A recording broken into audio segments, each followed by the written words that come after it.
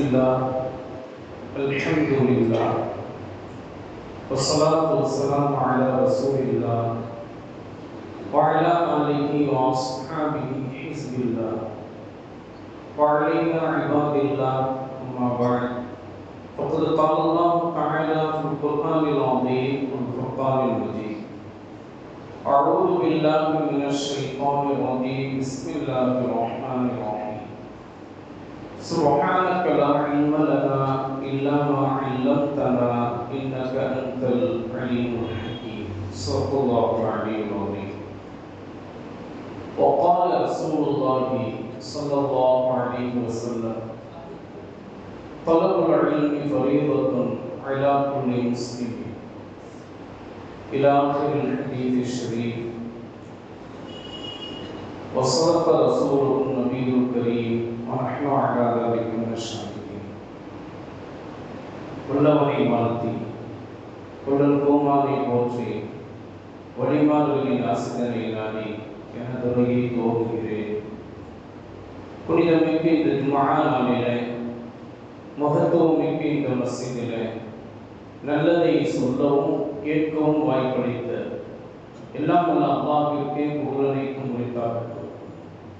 இன்று நம்மை எல்லாம் நல்லது கேட்பதற்காக வேண்டி ஒன்று கூடியது போல நாளை மறுமையில் சோழ பூஞ்சோலையிலே நல்லோர்களின் கூட்டத்தில் அல்லாஹ் தஆலா அனைவரையும் ஒன்று சேர்த்து அருள் புரிவானாக.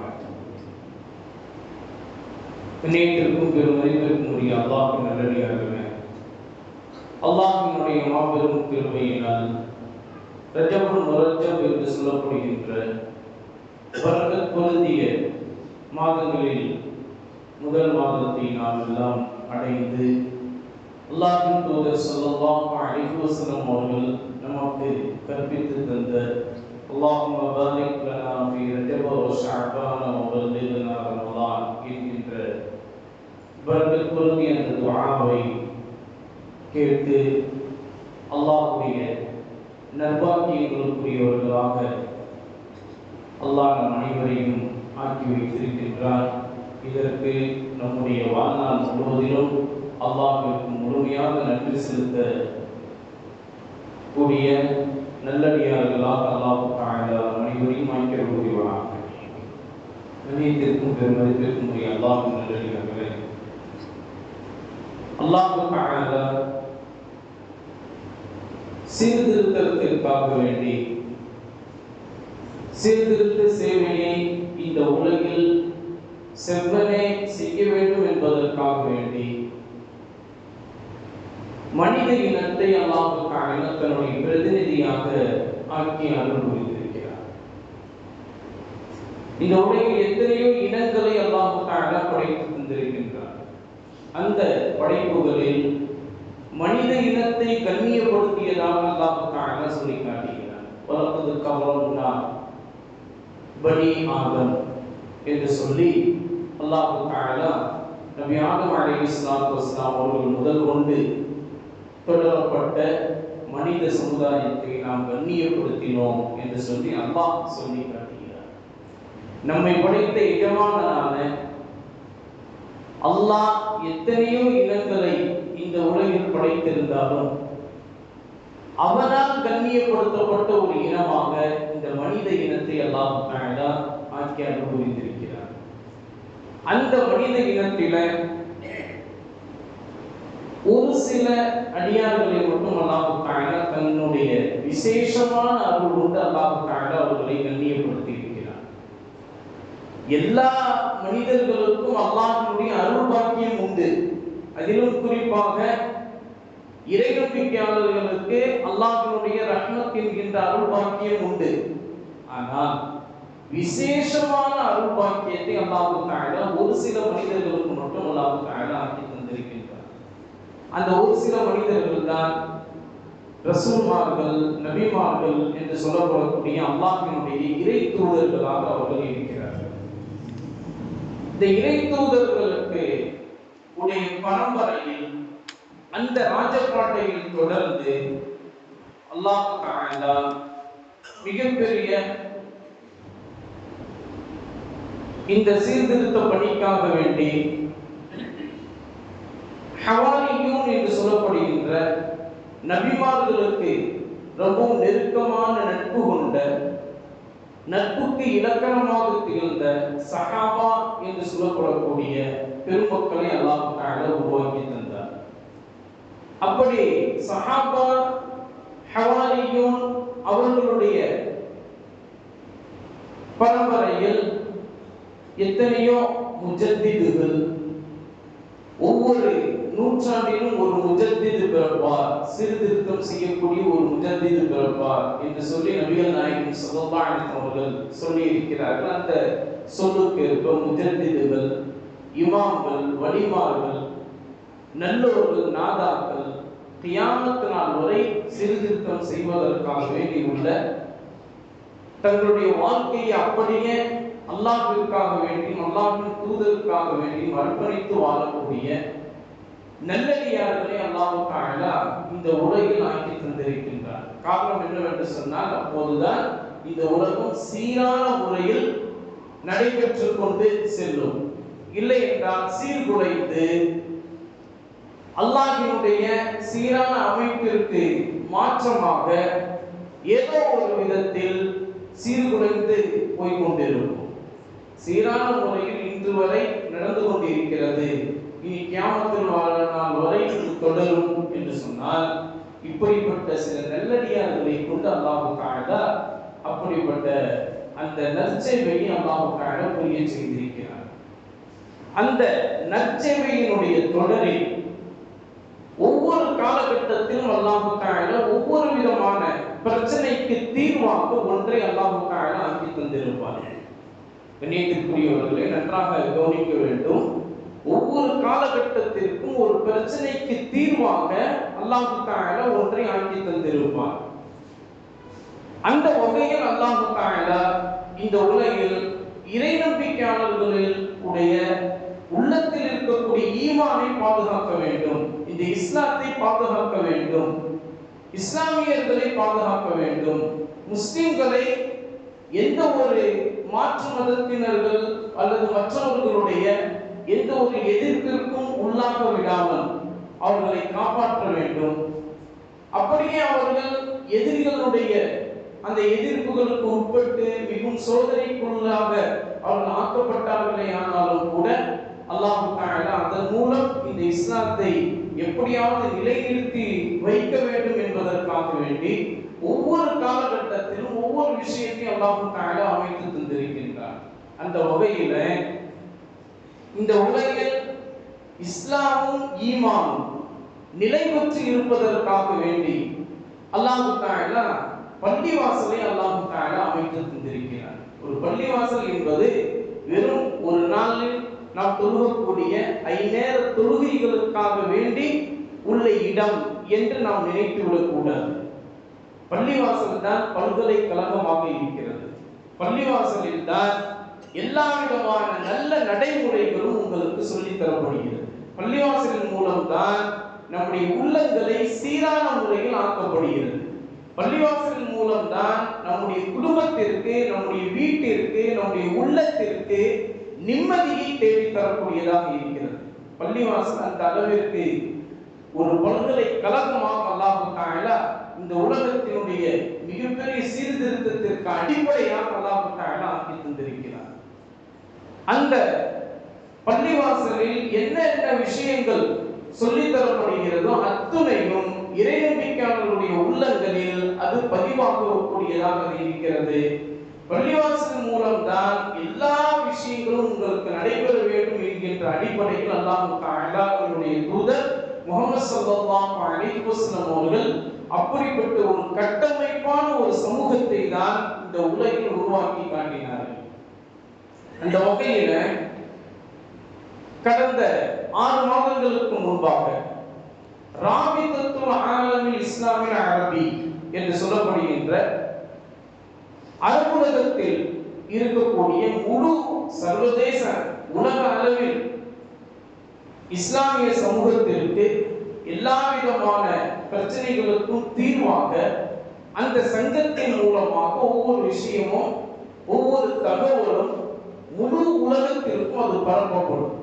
ராபித்தத்துல் ஆலமில் இஸ்லாமில் அரபி என்று சொல்லப்படக்கூடிய அந்த சங்கத்தின் மூலமாக அவர்கள் ஒவ்வொரு நேரத்திலும், ஒவ்வொரு இடத்திலும், ஒவ்வொரு நாட்டிலும், ஒவ்வொரு மூலை முடுக்கிலும் என்ன நடக்கின்றது, இஸ்லாத்திற்கு எதிராக யார் யார் என்னென்ன விஷயங்கள் செய்கிறார்கள் என்பதை அவர்கள் ஒவ்வொரு நாளுமே இதற்காக வேண்டி தன்னுடைய வாழ்க்கை முழுவதிலுமே அவர்கள் அர்ப்பணித்து அதை கண்காணித்துக் கொண்டே வருகிறார்கள். அந்த வகையில 6 மாதங்களுக்கு முன்பாக ராபித்தத்துல் ஆலமில் இஸ்லாமில் அரபி என்று சொல்லப்படுகின்ற அந்த சங்கத்தின் மூலமாக முழு இஸ்லாமிய சமூகத்திற்கும் ஒரு விஷயத்தை தகவலாக சொல்லப்படுகிறது.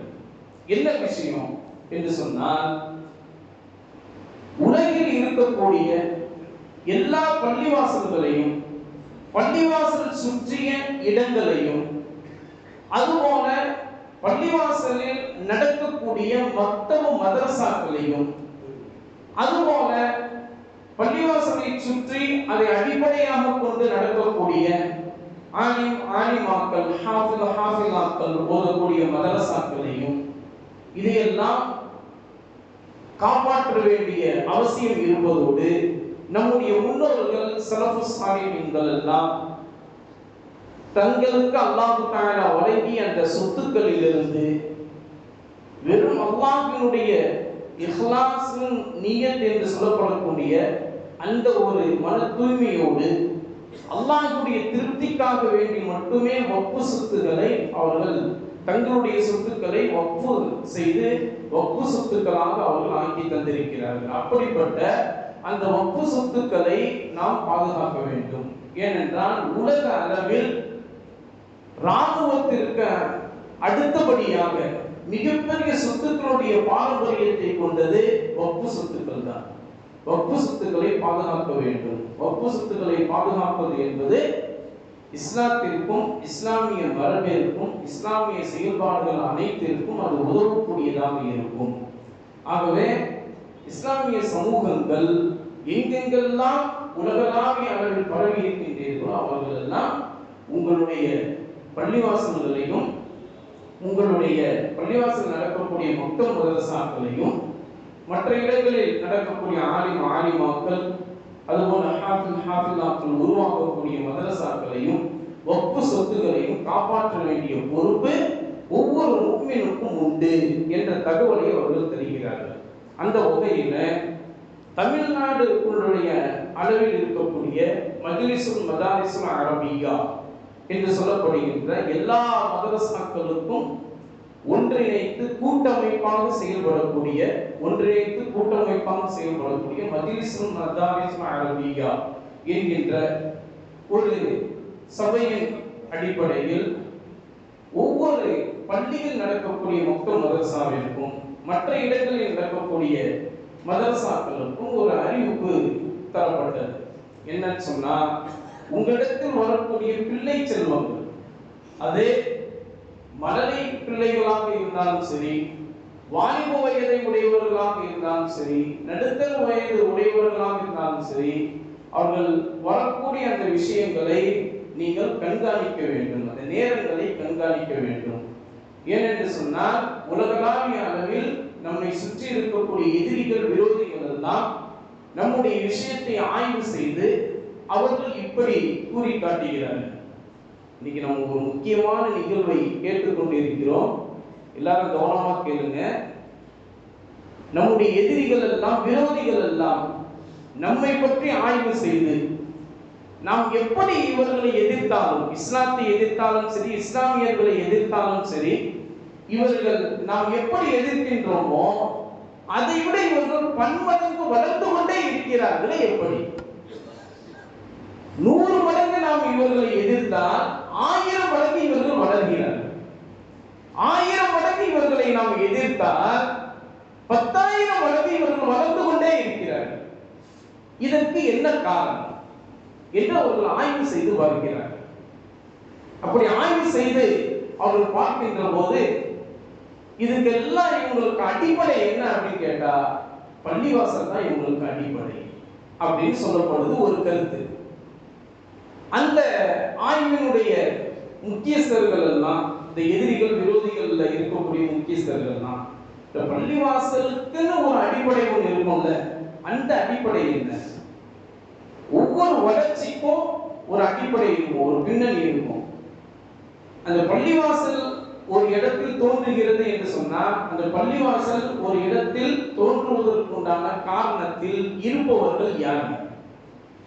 அந்த இருப்பவர்கள் எப்படி அவர்கள் தூண்டப்படுகிறார்கள்? எப்படி அவர்களுக்கு இந்த ஊக்கம் தரப்படுகிறது? இந்த இடத்தில் பள்ளிவாசல் கட்ட வேண்டும், இந்த இடத்தில் மொத்தம் மதரசா கட்ட வேண்டும், இதற்கான ஒரு இடம் நாம் கட்ட வேண்டும் என்ற ஊக்கம் எப்படி அவர்களுக்கு தரப்படுகிறது? அதுக்கு மதரசாக்கள் தான் காரணம். மதரசாக்கள்னா என்ன? மதரசாக்கள்ல அவர்களுக்கு என்ன கற்றுத்தரப்படுகிறது? மதரசாக்கள்ல அவர்களுக்கு அல்லாஹ் அவர்களுக்கு மதரசாக்கள்ல அல்லாஹ் அவர்களுக்கு கொடுத்த குர்ஆனை கற்றுத்தரப்படுகிறது. அதுபோல அவர்களுக்கு வழிகாட்டியாக இருக்கக்கூடிய முஹம்மது ஸல்லல்லாஹு அலைஹி வஸல்லம் அவர்களுடைய நபிமொழிகளை கற்றுத்தரப்படுகிறது. அதுபோல முஹம்மது ஸல்லல்லாஹு அலைஹி அவர்களை பின்பற்றி வாழ்ந்த, அப்படியே கண்ணாடி பிம்பமாக தங்களுடைய வாழ்க்கையை எடுத்துக்கொண்ட சஹாபாக்கள், உயர்தரமான வரலாற்றை கொண்டவர்கள், அதுபோல அவர்களின் முன்னோர்களுடைய வரலாற்று எல்லாமே அவர்களுக்கு கற்றுத்தரப்படுகிறது மதரசாக்களிலே. சரி, இதற்கெல்லாம் இவர்கள் இந்த விஷயத்தை எல்லாம் படித்து புரிந்து அதுல நல்ல தேர்ச்சி பெற்று அவர்கள் வருவதற்கு அடிப்படை காரணம் என்ன? உங்களுக்கு அடிப்படை பேசிக் என்ன? நம்ம ஆங்கில மொழி நம்ம படிக்கிறோம் சொன்னா, ஆங்கிலத்தில் ஒருத்தர் பேசுறாருன்னு சொன்னா அவருக்கு பேசிக் என்ன? முதல்ல ஏபிசிடி அப்படிங்கிற அந்த 26 எழுத்தை அவருக்கு கற்று தரணும். அப்படிதானே? ஏபிசிடி தாடியா இந்த மாதிரிலாம் கற்று தராங்க. அதுதான் அடிப்படை. இது மாதிரியாக ஒவ்வொரு மொழியிலும் ஒரு விஷயத்தை அடிப்படையாக கொண்டு அதை முதலில் கற்றுத்தரப்படுகிறது. அந்த வகையில பள்ளிவாசலாக இருந்தாலும் சரி, மதரசாக்களாக இருந்தாலும் சரி, ஆலிமாக்கள் ஹாஃபிலாக்கள் உருவாக்கக்கூடிய மதரசாக்களாக இருந்தாலும் சரி, இதற்கெல்லாம் அடிப்படை வேறு எது? அந்த அடிப்படை வேரை தூக்கிட்டா எல்லாமே சரித்திரும். அந்த அடிப்படை வேர்ல வரக்கூடிய கிளைகளாக இருக்கக்கூடிய பள்ளிவாசல், மதரசாக்கள் எல்லாமே சரித்திரும். மொத்த சொத்துக்கள் எல்லாமே சரித்திரும். இதுக்கெல்லாம் அடிப்படை வேறாக எது இருக்குது அப்படின்னு சொல்லும் போதுதான் ஒருத்தர் சொல்றாரு, இஸ்லாமியர்கள்ல ஒவ்வொரு நாளும் வைகறை பொழுதில்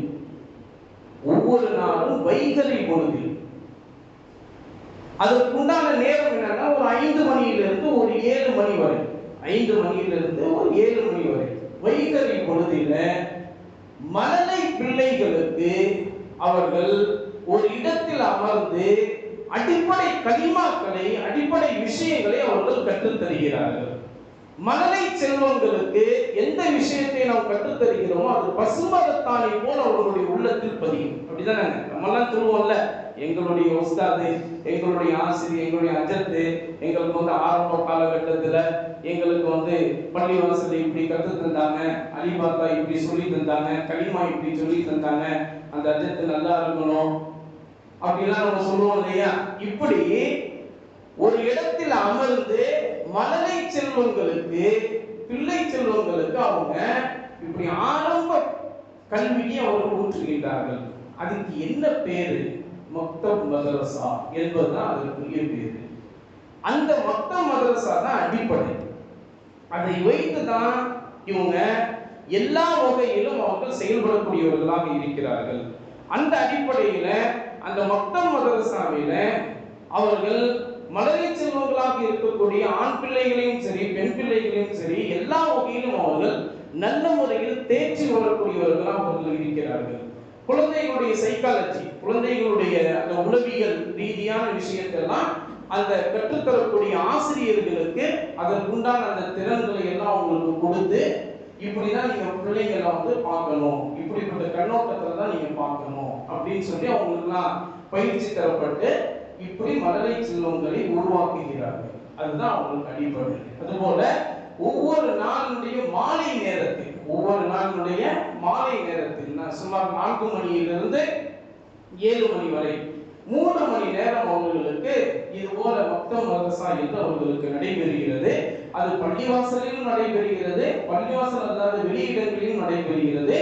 ஒவ்வொரு தெருவிற்கும் ஒரு இடத்தில் இது போன்ற மக்கள் மதரசாக்கள் நடைபெறுகிறது. அந்த மக்கள் மதரசா தான் அடிப்படை காரணம். மழலை செல்வங்களுக்கு இது போன்ற அந்த விஷயங்களை கொடுத்து கொண்டிருக்கிறார். அப்படியா? அப்போ முதல்ல மக்கள் மதரசாவை தூக்க வேண்டும் என்று சொன்னா, உலகத்தில் இருக்கக்கூடிய எல்லா பள்ளிக்கூடங்களும், உலக கல்வி கற்றுக் கொடுக்கக்கூடிய எல்லா பள்ளிக்கூடங்களிலும் நீங்க அந்த நேரத்தை மாற்ற வேண்டும். பள்ளிக்கூடங்களுடைய உண்டான நேரத்தை மாற்ற வேண்டும். ஒரு நேரம் இருந்துச்சு, நம்ம எல்லாம் 9 மணி 9:30 மணிக்கு ஸ்கூல் போயிட்டு இருந்தோம். இப்போ நம்ம பிள்ளைங்க 8 மணிக்கு ஸ்கூலுக்கு போறாங்க, 7 மணிக்கெல்லாம் ஸ்கூலுக்கு போறாங்க. ஒரு சில காலேஜ் பிள்ளைங்க காலையில 4 மணிக்கே எழுந்திருச்சு போறாங்க. ஒரு சில மெடிக்கல் படிக்கிற பிள்ளைங்க 3 மணிக்கே எழுந்திருச்சு குளிச்சு ரெடி ஆகி அவங்களுக்கு பஸ் வந்துடும், அவங்க இருக்கிற இடத்துக்கே பஸ் வந்துடும். பாத்தீங்களா? இன்னைக்கு நிதர்சனமாக நாம் பார்க்கக்கூடியவர்களாக இருக்கிறோம். முதல்ல அந்த 4 மணிலிருந்து 7 மணி காலை நேரம், அது போல மாலை நேரம் 4 மணிலிருந்து 7 மணி நேரம், இந்த நேரத்தை அவங்கள குறைக்கிறதுக்கு என்ன விஷயத்தை அவங்கள மூலமாகவே நம்ம உண்டாக்கணும்னா, அவங்க கற்றுக்கொள்ளக்கூடிய உலக கல்வியில நாம் கை வைக்க வேண்டும். அந்த உலக கல்வியினுடைய அந்த நேரத்தை விரிவாக்கணும்னா இது அப்படியே கொஞ்சம் கொஞ்சமா குறைஞ்சிரும். அப்ப மக்கள் மதரசாவிற்கு அவங்க கொடுக்கக்கூடிய அந்த நேரம் குறைஞ்சு கடைசியில மக்கள் மதரசாவுக்கு போகாம அவங்க ஆயிடுவாங்க. இன்னைக்கு அப்படிதான் நடக்குது. ஒவ்வொரு பள்ளிவாசல்லையும் மோதினாரையும் அஜத்து எங்க வீட்டுல என் புள்ள மதரசா பள்ளியில படிக்கிறதுக்கு நேரம்லாம் இல்லை அஜத்து.